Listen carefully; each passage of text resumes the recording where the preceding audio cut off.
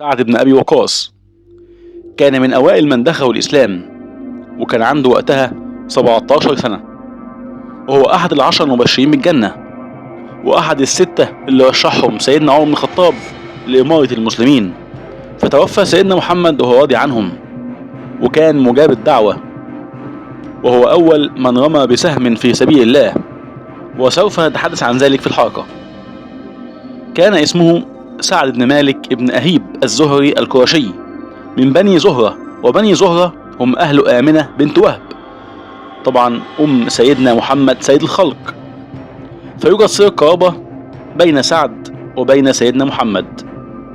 ولد سعد في مكة عام 23 قبل الهجرة، ونشأ في قريش، واشتغل في بري السهام وصناعة الأقواس التي ترمى بها السهام.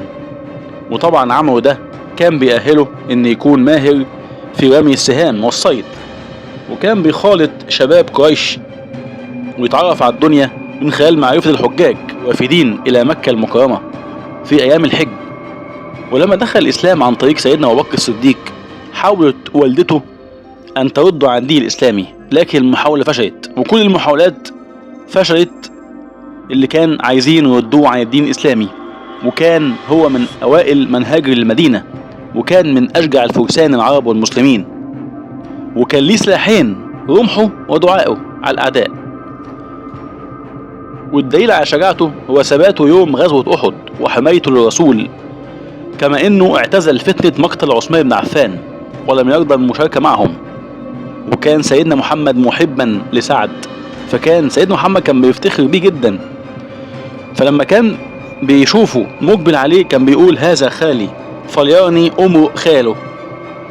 وفي غزوة أحد افتداه الرسول بأبويه وقال: ارمي سعد فداك أبي وأمي. ويقول سيدنا علي بن أبي طالب: ما سمعت رسول الله يفدي أحدا بأبويه إلا سعدا.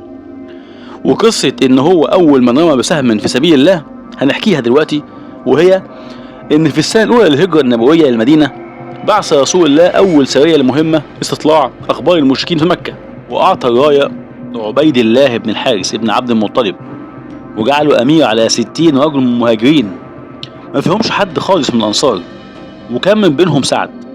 وهم ماشيين في السرية شافوا عدد قليل من المشركين، وكان زعيمهم أبو سفيان بن حرب. طبعا السرية دي كانت طالعة للاستطلاع بس، مش قتال، ما حصلش بينهم قتال، إلا أن سعد رفض إنه ما يسيبش حد منهم بيديه المهرتين في الرمي، فرمى عليهم عدد من السهام أصابت منهم بعض الرجال والدواب، وبكده يكون سعد بن أبي وقاص هو أول من رمى بسهم في سبيل الله، وده دفاعا عن الإسلام والمسلمين.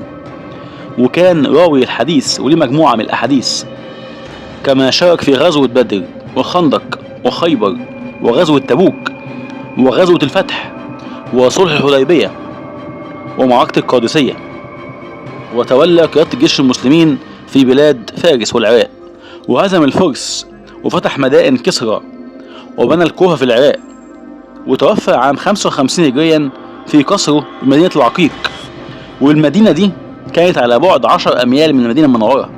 وسعد بن أبي وقاص كان موصي أهله إن هو يكفنوه في جبته الصوفية، الجبة الصوفية اللي لبس من صوف، وهو كان لابسها يوم لما التقى بالمشركين في غزوة بدر، وبالفعل كفنوه بالجبة الصوفية، وحمل جثمانه للمدينة المنورة، وصلى عليه المسلمون في مسجد رسول الله عليه الصلاة والسلام، وزوجات النبي صلوا عليه أيضا، ودفن بالبقيع، وكان هو آخر من توفى من المهاجرين.